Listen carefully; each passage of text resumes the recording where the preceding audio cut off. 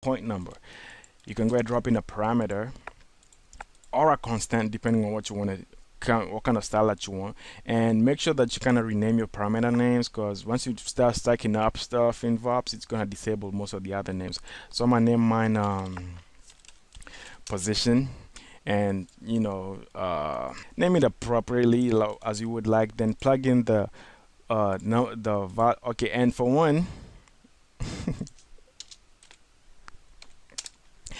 it has to be a vector because you're dealing with vectors. And now you can just well, actually it has to be an integer, my bad, because you're going to be plugging in a number into this for the point number that you want.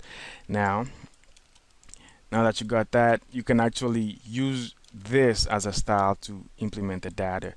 There's a third way which you could actually do this, which would be, oh yeah, third way, much easier. Just drop in a constant over here, workflow constant, and put this to a vector, and pretty much all these three are doing the same thing, only depends on what kind of style you're gonna be using. I'm gonna go ahead and use the one I got over here because I have much more control on where the emission gets or where the center point is, because I can just go ahead and move the null and get the data out of that and bring it back into VOPS and manipulate the data straight off. So I'm gonna go ahead and drop in a subtract VOP, and what I'm by subtracting is the point position of the what you call it, the null that we got over here against every single point in the on the grid over here. What that should give me is a vector value, which is the, like, how long. It should give me a vector length pretty much of every single point from where the null is. So if you look at the grid over here, if the null is right here in the middle, it should give me the point position of that, the length pretty much of every single point to the very last point. So the ones on the very end will be the longest pretty much, and the ones closest to it will be the shortest. Now you can get the length of that by going to the vector layer over here, vector tab, and saying the length, getting the length out of that, and that pretty much should calculate all the length values for all the points inside the grid over here, inside the on the mesh over here. Now that's one way you could actually do it. As I said, lots of ways to do this stuff, so please try to get this. Now we're gonna drop in a distance VOP, and trust me, we dropped 2 nodes over here. This time we only drop 1 node, and we're gonna get the same thing done. So distance, plug in the distance, same thing as earlier. So I'm gonna plug in the position data from here onto here. Then this one pretty much has already done what that is doing, so pretty much already to that level. And now you can go ahead, drop in a switch node over here and plug this into those, and I'm gonna plug in the results into the color. All right, now if you look on the grid over here, it has a little black spot in the middle. Now I'm gonna go to the switch VOP over here and take the output to 1, and well, you see no difference because essentially they're both doing the same thing. Now we want to actually go ahead and reverse this. We don't want white to be on the outside, we want white to be on the inside and black on the outside. So going back to VOPS, we're gonna push this a little bit to the outside.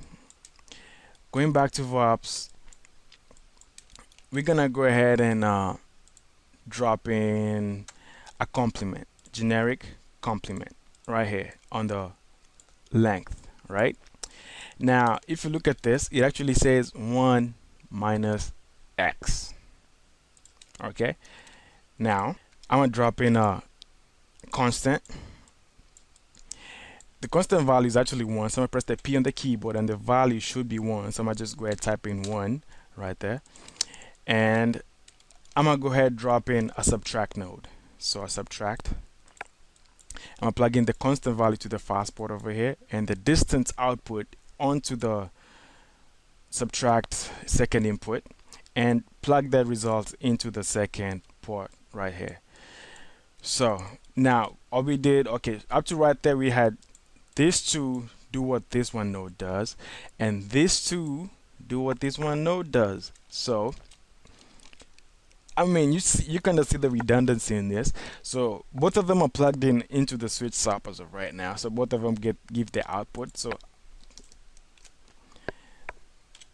now looking at the viewport over here, I have black on the outside and white right in the middle. And if I go back to the switch SOP, no difference, because both of them are essentially doing the same thing. So we got that part set up. Now if I go back to the VOP, I just saw something which I did, which was actually dropping this particular attribute over here, which was bringing in the point numbers. But now we're gonna go ahead and implement that in this particular session. But before we do that, we're gonna go up here and drop in a sort nodes. On the attribute, you can drop in a sort. What you're going to be doing with the sort is actually change the point numbers to, you know, not reverse, but you can do random, so they go every single position. Every single point goes every single place, right?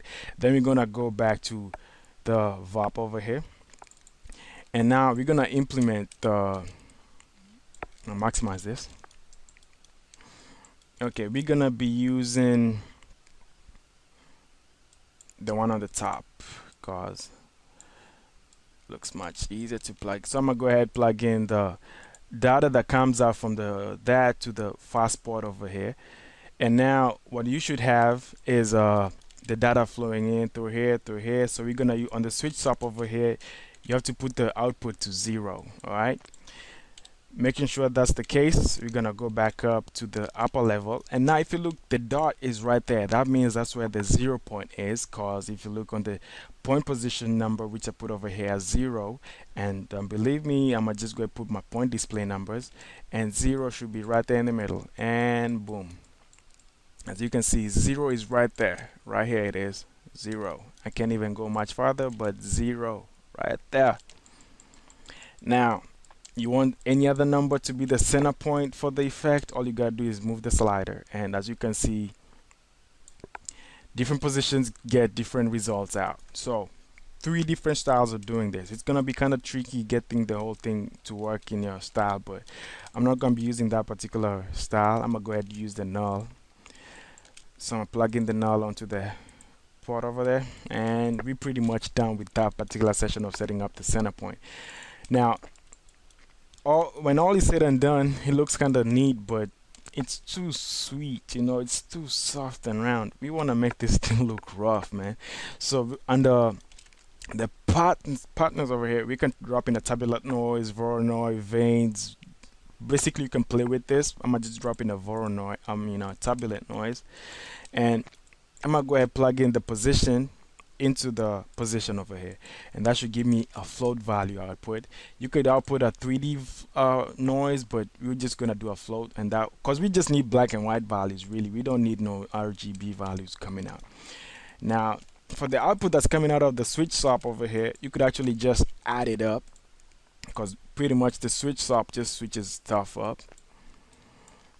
So we can add the value of that's output from the noise, from the tabulate noise that we just put down right now, onto this. And now if you look on the grid over here, it kind of creates a rough shape, kind of what we want. So you might want to play with the frequency, offset, amplitude, you know, basically you're gonna have to play a little bit with that. But we want a little bit more control, because we want to make this thing kind of grow to the outside. So it's kind of stuck in the middle. You have no kind of parameters to make it animatable and make it, you know, like grow up or down or anything like that. So easiest way to do that is under the add, you can actually drop in a workflow parameter, and you can name the parameter name anything, but the shatter but the label over here has to be something sensible, something edible on the top. So I'm gonna name mine shatter size, and it has to be a float value, because we're gonna be adding in floats all together over here. So float, and rename that just to make everything look a little bit neater. And now if I go back up, I should have, well, we're not gonna be using that point, so I'm gonna go ahead and make that invisible on the VOPS.